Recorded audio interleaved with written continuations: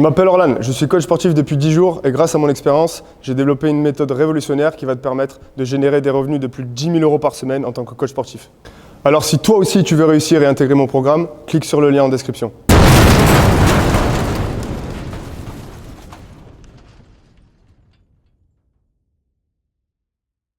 Ok, blague à part, aujourd'hui on évoque deux sujets. Le sujet du triple touch, l'exécution et ce qui pose problème dans le triple touch, surtout en termes d'exécution pour les compétiteurs notamment. Et une montée en gamme sur mon snatch, un petit peu improvisé grâce à Yannick, que je ne remercie pas bien sûr. Mais on déroulera un petit peu la préparation et la phase de montée en charge. Donc premier sujet, le triple touch et le problème principal de ce mouvement-là, qui est bel et bien l'enchaînement entre le toes to bar, le chest to bar et le muscle up. Parce que vous imaginez bien, vous devez être conscient que si vous voulez travailler le triple touch, ça veut déjà dire que vous êtes capable de faire des toes to bar en série, vous êtes capable de faire des chest to bar en butterfly en série et vous êtes capable de faire des muscle up bar en série également. Sinon, vous vous trompez dans la courbe d'évolution et d'apprentissage de votre gymnastique et à ce moment-là, le sujet ne vous concerne complètement pas.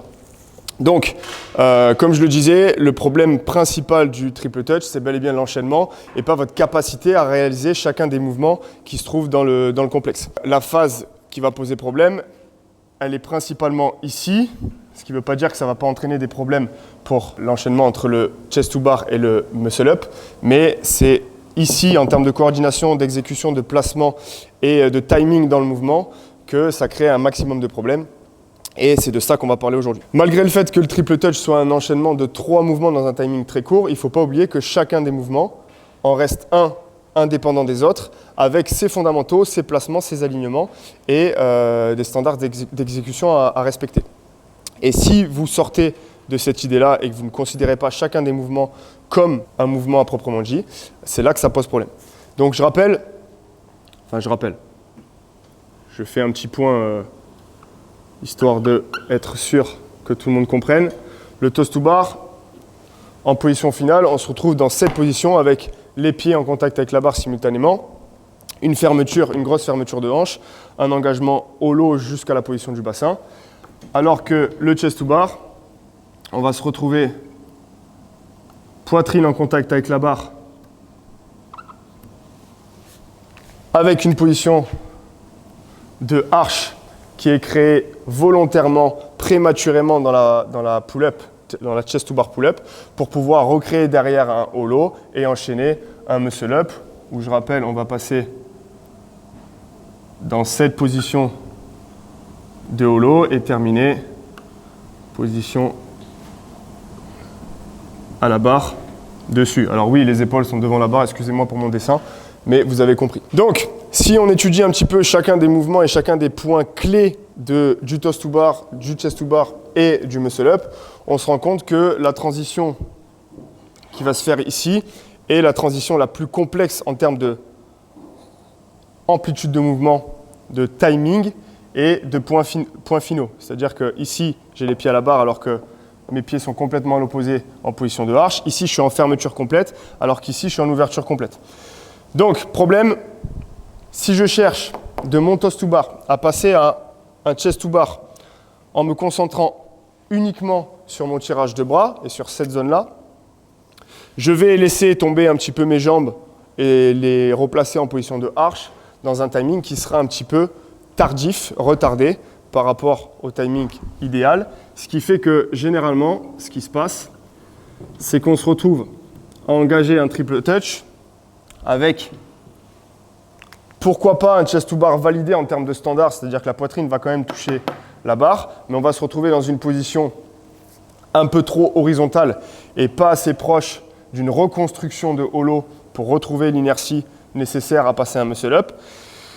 Ce qui fait qu'on va créer un holo dans un balancier qui n'est pas propre à la gymnastique et du coup on va s'éloigner vachement de la barre pour passer un muscle up, ce qui fait que le muscle up ne passe carrément pas, ou alors on n'arrive pas à recréer le holo, on se retrouve carrément à balancer, on vous le montrera en vidéo de toute façon, et on se retrouve à faire la balançoire et plus pouvoir enchaîner un mouvement derrière. Généralement, c'est ça qui pose problème et pas du tout le fait de ne pas être capable de passer chacun des mouvements. À la limite, ça peut même entraîner au max, c'est-à-dire dans l'extrême, le fait que vous n'arriviez carrément pas à toucher la poitrine à la barre. C'est-à-dire que, étant donné que vous êtes trop à l'horizontale et que vous cherchez qu'à travailler avec les bras, vous ne recréez pas une position en direction de la barre et du coup, il n'y a même pas de contact, ce qui fait que le chest to bar n'est même pas validé. Donc, pour résoudre ce problème-là, en réalité, je ne vais pas vous donner une méthode révolutionnaire et incroyable. Il faut juste comprendre qu'en termes de timing, vous ne pouvez pas vous permettre de passer de cette position-là à cette position-là en vous concentrant que sur les bras et en laissant vos jambes se replacer sans trop d'effort. En réalité, il va falloir que vous accélériez la descente de vos jambes de manière à vous retrouver dans une position idéale et optimale qui est en réalité la position standard d'un chest to bar exécuté indépendamment du reste, ce qui doit être fait même dans un triple touch. Et ça vous permettra donc de recréer un hollow proche de l'exécution indépendante d'un muscle-up et créer votre muscle-up derrière. En ce qui concerne la suite, c'est-à-dire la deuxième transition dans le triple touch entre le chest to bar et le muscle-up, en réalité, vous verrez qu'en résolvant le problème principal dont je vous ai parlé sur l'horizontalité dans la position du chest to bar, vous résoudrez le problème d'enchaînement entre le chest to bar et le muscle-up sans trop vous en soucier parce que le problème le plus courant, c'est l'éloignement de la barre trop important pour le muscle-up mais qui est causé par l'horizontalité du chest to bar. Donc, testez ça, appliquez ça, corrigez ça et vous verrez que le reste suivra naturellement. Après cet instant coaching plutôt en douceur, on va dire, le 1RM snatch improvisé par Yannick sans mon accord. Mais je suis joueur, alors on y va. Bonjour mes petits loups, la petite recette du jour. Du booster, une tasse avec de l'eau, des ciseaux, du strap. Et la ceinture. Le booster, il y a plein de techniques pour le prendre, hein. Mais il y a les techniques qui fonctionnent et les techniques qui fonctionnent encore mieux. Donc les gens plutôt banals mettent dans la tasse.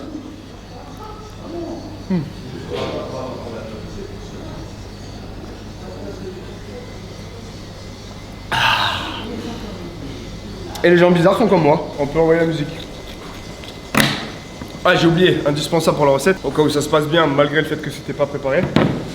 Parce que ce qui n'est pas instagrammable dans le crossfit, instagrammé dans le crossfit, n'existe pas. Je m'appelle Orlan, je fais de l'haltérophilie depuis 3 jours et j'ai développé un programme pour te faire exploser les barres. PR Everyday. Donc si toi aussi tu veux éclater PR sur PR jour après jour, clique sur le lien dans la bio.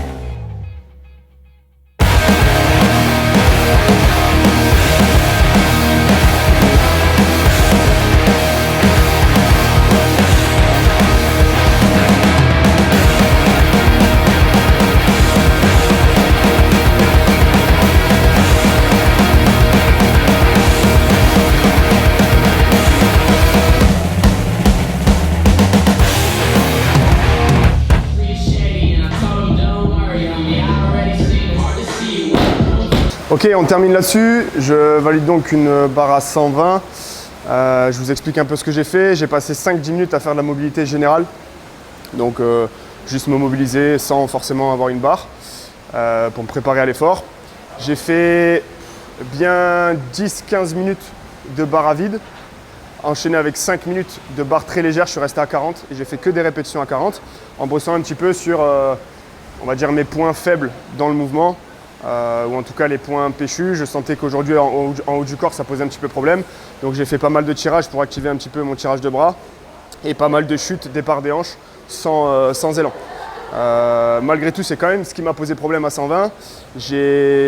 Une fois que j'avais fini mes 5 minutes barre à 40, j'ai passé 15 minutes, un tout petit peu plus parce que la dernière elle a dépassé, mais j'ai fait une montée de gamme sur 15 minutes et pas plus. Donc j'ai pas traîné et ça sert à rien de passer beaucoup plus de temps à faire une montée de gamme.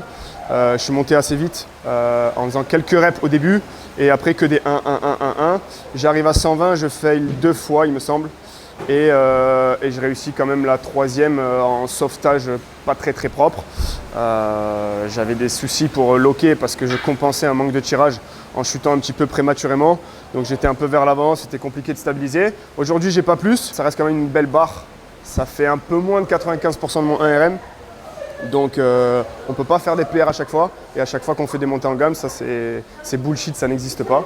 Je suis très content de ma barre et j'en reste là alors que malgré tout c'est passé, j'aurais pu dire que je pouvais en tenter une autre.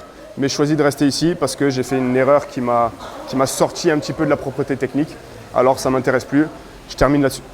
J'espère que ce vlog vous plaira. Si vous aimez le contenu qu'on propose, si vous aimez les vidéos qu'on fait, n'hésitez pas à vous abonner, à liker, c'est la meilleure façon de nous encourager à continuer. Et à la prochaine.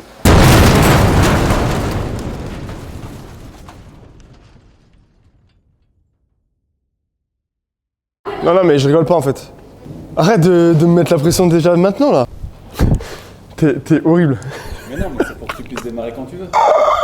T'es fan de moi toi hein. Vas-y là tu me stresses trop. Mec tu me fais pas de backstage et tout là après sur ton... Non mais là je rigole pas. Mec tu fais ça j'arrête de tourner pour Watt hein, c'est fini.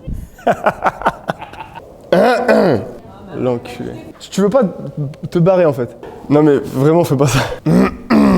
Ah, je sais pas quoi dire mec. Elle vient de quoi?